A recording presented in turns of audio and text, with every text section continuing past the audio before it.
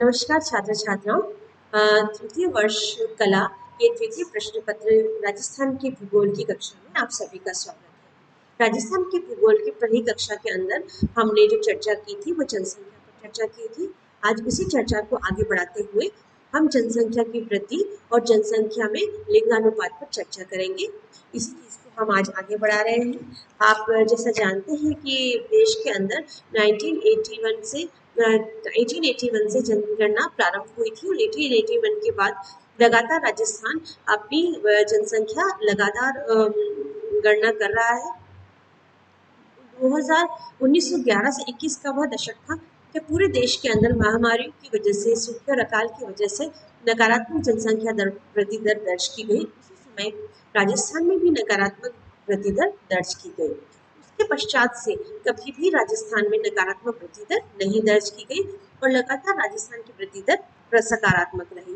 1981 से 91 का वो वर्ष था जब राजस्थान में अधिकतम जनसंख्या वृद्धि दर यानी 28.44% जनसंख्या वृद्धि दर दर्ज की गई।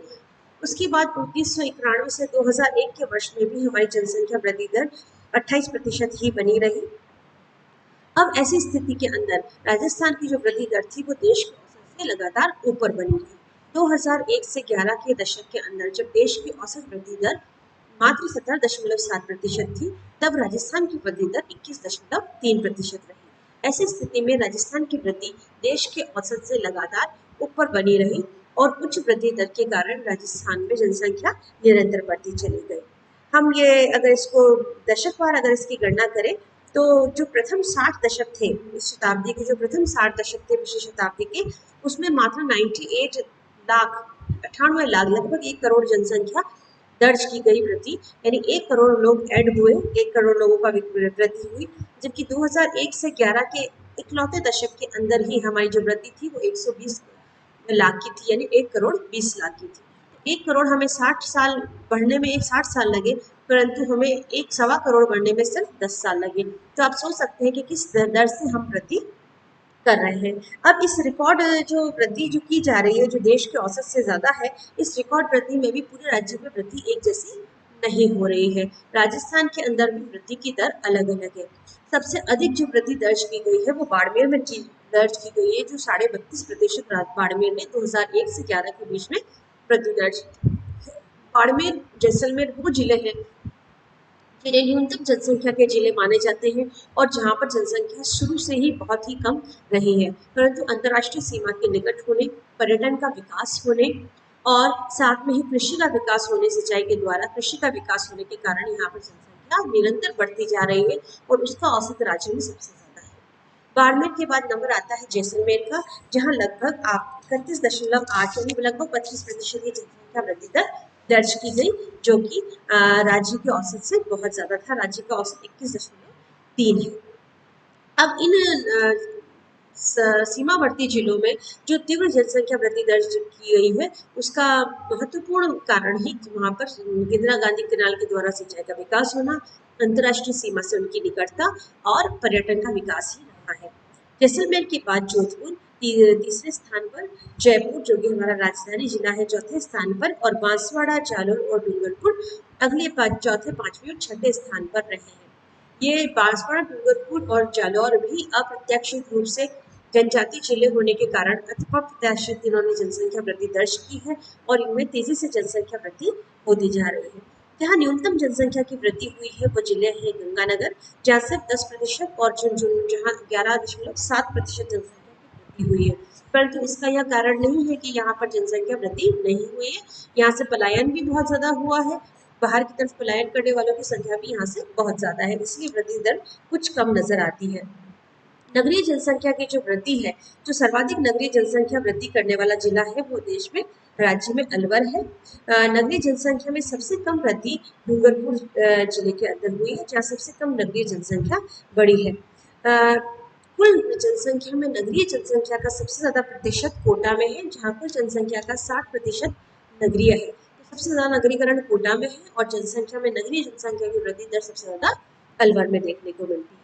सबसे ज्यादा ग्रामीण जनसंख्या की जो वृद्धि देखने को मिली है वो जैसलमेर में देखी है, जो 34.5% की दर से ग्रामीण जनसंख्या बढ़ी है, क्योंकि वहाँ कृषि का विकास बहुत ज़्यादा हुआ है और कृषि पर आधारित जनसंख्या तेजी से बढ़ी है। तो इस तरह से हम देखते हैं कि राजस्थान में जनसंख्या की जो वृद्धि है वो लगातार देश के औसत से ऊपर बनी हुई है। और अब हम उसके कारणों पर चर्चा करेंगे, किन कारणों से राजस्थान में जनसंख्या वृद्धि इतनी ज़्यादा रही है।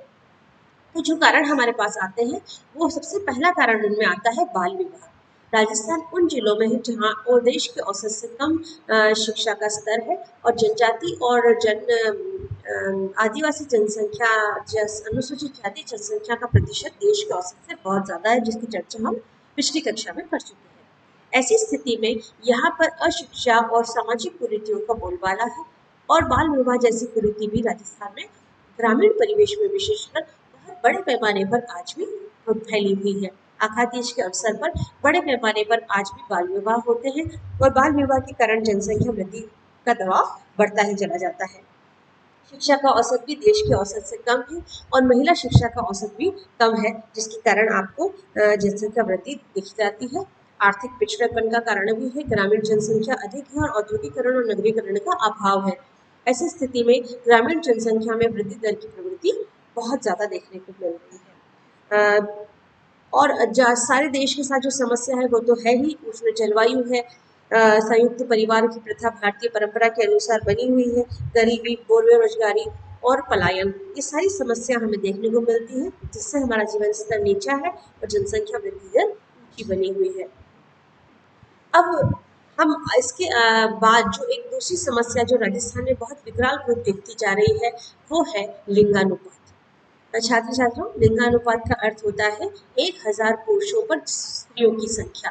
प्राकृतिक रूप से लगभग बराबर संख्या में स्त्री और पुरुष पैदा होते हैं। प्राकृतिक रूप से जो स्त्री और पुरुष के पैदा होने का प्रतिशत है लगभग समान है, परंतु आगे जाकर जीवन प्रत्याशा या सर्वाइवल जो रेट होती है और जो सामाजिक व्यवस्था है उसके हिसाब से स्त्री और पुरुषों के अनुपात में अंतर आने लग जाता है। प्रति 1000 पुरुषों पर राजस्थान में जो स्त्रियों का औसत है वो काफ़ी कम है, 928 स्त्रियां हैं 1000 पुरुषों पर, जबकि जन्म के समय अगर प्राकृतिक रूप से जन्म होते हैं तो यह औसत लगभग समान ही रहता है, परंतु यहाँ ऐसा देखने को नहीं मिलता है। 2011 की जनगणना के अनुसार यह संख्या 928 थी स्त्रियों की तो 1000 पुरुषों पर। 2001 की अगर तुलना करें तो जब 921 ही स्त्रियां थी 1000 पुरुषों पर, उस स्थिति में 7 का जो हमने विकास किया है या जो 7 का हमने पॉजिटिव वृद्धि की है, परंतु फिर भी हम राष्ट्रीय औसत 943 से काफ़ी पीछे है। तो 928 स्त्रियां हैं 1000 पुरुषों के ऊपर, जो राष्ट्रीय औसत के पीछे है। अब कारण क्या है ऐसा होने का? जब हम चर्चा करते हैं प्रति जीवित जन्म के ऊपर स्त्री जन्म और पुरुष जन्म की, तो हम देखते हैं कि 0 से 6 आयु वर्ग के जो बच्चे हैं उसमें राजस्थान में सिर्फ 888 एज स्त्रियां ही है 1000 पुरुषों पर, यानी वहां पर औसत और ज्यादा कम है। इसका सीधा सीधा मतलब है कि राजस्थान के अंदर जन्म से पहले और जन्म के बाद फीमेल इन्फेंटिसाइड यानी महिला बच्चा होने पर, फीमेल बच्चा होने पर उसको मार देने की प्रवृत्ति बहुत ज़्यादा है, यानी या तो उसको कोख में या जन्म के बाद उसको मार दिया जाता है, जिससे महिलाओं का जो प्रतिशत है छोटी आयु वर्ग में वो बहुत ही कम है।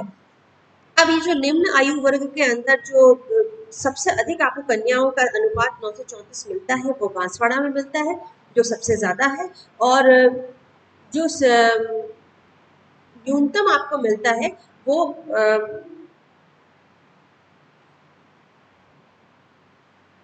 धौलपुर में मिलता है, जो कि 846 है। अब आप सोच सकते हैं कि कहाँ आपको लगातार आपका जो ये अंतर है वो बढ़ता चला जाता है।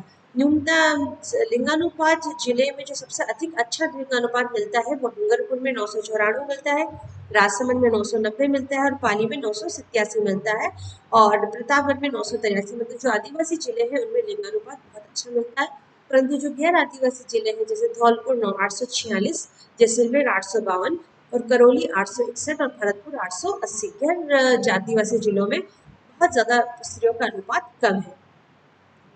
1901 की अगर हम चर्चा करें तो वहाँ 1000 पुरुषों के बीच 905 महिलाएं थी। उसके अनुपात में आज हम स्थिति अच्छी कह सकते हैं, परंतु उस समय चिकित्सकीय सुविधाओं के अभाव में और कम उम्र में विवाह होने के कारण मातृत्व काल में महिलाओं के मरने की संख्या बहुत ज्यादा थी और उनकी जीवन प्रत्याशा कम थी। 2011 में जो लिंगानुपात बढ़ के 928 हुआ है, परंतु यह लिंग संरचना पूरे देश के औसत के हिसाब से बहुत ही बुरी है। अब आपने 0 से 6 आयु वर्ग के अंदर देख लिया कि बांसवाड़ा में 934 है। तो इस तरह का लिंगानुपात आपको पूरे देश में राज्य में देखने को मिलता है। सर्वाधिक, जैसा मैंने आपको बताया, शहरी क्षेत्रों में जो सर्वाधिक आपको लिंगानुपात है वो टोंक में देखने को मिलता है और न्यूनतम आपको जैसलमेर में देखने को मिलता है। तो ये कुछ चीज़ें हैं जो लिंगानुपात से जुड़ी हुई है। राजस्थान में पुरुष संतान का जन्म बहुत ही अच्छा माना जाता है और आज जैसे हम कम संतानों पर जोर दे रहे हैं, 1 या 2 संतानों पर जोर दे रहे हैं, ऐसी स्थिति में लोग लिंग चयन का प्रयोग ज़्यादा कर रहे हैं। सरकार के सारे प्रयासों के बाद भी ये समस्या हमारे देश के अंदर और राज्य के अंदर बनी हुई है। तो इस तरह की समस्याओं के कारण लिंगानुपात में अंतर आता जा रहा है और महिलाओं का प्रतिशत पुरुषों के अनुपात में कम होता जा रहा है, जिसको हमें सही करने की आवश्यकता है। अगली कक्षा में हम साक्षरता और माइग्रेशन यानी इमिग्रेशन के बारे में, प्रव्रजन के बारे में और